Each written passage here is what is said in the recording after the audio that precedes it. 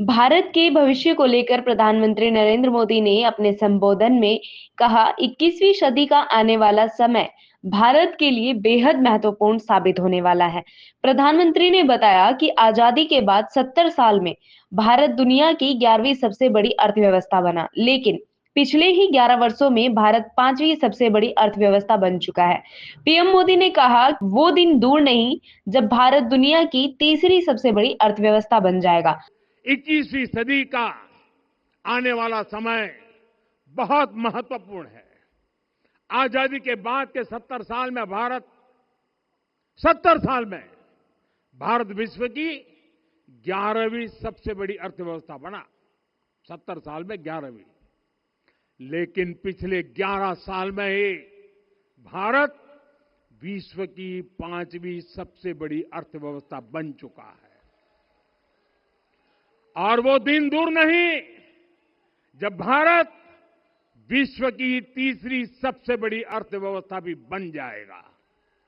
प्रधानमंत्री ने साथ में संबोधन में श्री राम के विचारों को देश की प्रेरणा बताया और उन्होंने कहा कि जैसे भगवान राम ने रावण विजय जैसे विशाल लक्ष्य के सामने अपने रथ को शौर्य, धैर्य, सत्य और सदाचार के मार्ग पर चलाया, वैसे ही विकसित भारत का रथ भी इन्हीं मूल्यों से आगे बढ़ेगा। साथ ही पीएम मोदी ने कहा, शौर्य और धैर्य हमारे रथ के पहिए होने चाहिए ताकि चुनौतियों का सामना करने का साहस भी हो और परिणाम मिलने तक डटे रहने का धैर्य भी। सत्य और सर्वोच्च आचरण हमारी ध्वजा होनी चाहिए, यानी नीति और नियत से समझौता कभी नहीं। बल, विवेक, संयम और परोपकार हमारे रथ के घोड़े हैं, ताकि शक्ति भी हो, बुद्धि भी, अनुशासन भी और समाज के हित की भावना भी। और क्षमा, करुणा और समभाव रथ की लगाम हो, ताकि सफलता में अहंकार न आए और सफलता में भी दूसरों का सम्मान बढ़ा रहे। आने वाला समय नए अवसरों का है, नई संभावनाओं का है। और इस अहम कालखंड में भी भगवान राम के विचार ही हमारी प्रेरणा बनेंगे। जब श्री राम के सामने रावण विजय जैसा विशाल लक्ष्य था, तब उन्होंने कहा था, सौरज धीरज ते ही रथ चाका, सत्यशील दृढ़ ध्वज पताका, बल विवेक दम परहित गोरे, क्षमा कृपा समता रजु जोरे। यानी रावण पर विजय पाने के लिए जो रथ चाहिए, शौर्य और धैर्य उसके पहिए हैं, उसकी ध्वजा सत्य और अच्छे आचरण की है, बल, विवेक, संयम और परोपकार इस रथ के घोड़े हैं। लगाम के रूप में क्षमा, दया और समता है, जो रथ को सही दिशा में रखते हैं। साथियों, विकसित भारत की यात्रा को गति देने के लिए ऐसा ही रथ चाहिए, ऐसा रथ जिसके पहिए शौर्य और धैर्य हो, यानी चुनौतियों से टकराने का साहस भी हो और परिणाम आने तक दृढ़ता से डटे रहने का धैर्य भी हो।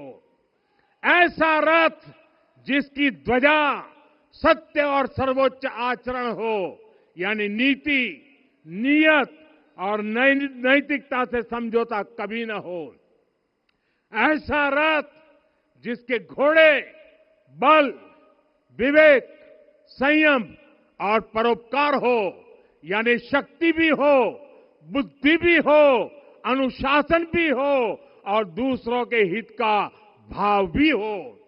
ऐसा रथ जिसकी लगाम क्षमा, करुणा और समभाव हो, यानी जहां सफलता का अहंकार नहीं और असफलता में भी दूसरों के प्रति सम्मान बना रहे।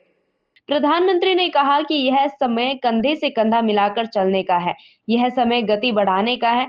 हमें ऐसा भारत बनाना है जो राम राज्य की भावना से प्रेरित हो, जहां राष्ट्र हित सर्वोपरि हो और हम स्वार्थ से पहले देश हित हो। मैं आदरपूर्वक कहता हूं, ये पल कंधे से कंधा मिलाने का है। ये पल गति बढ़ाने का है।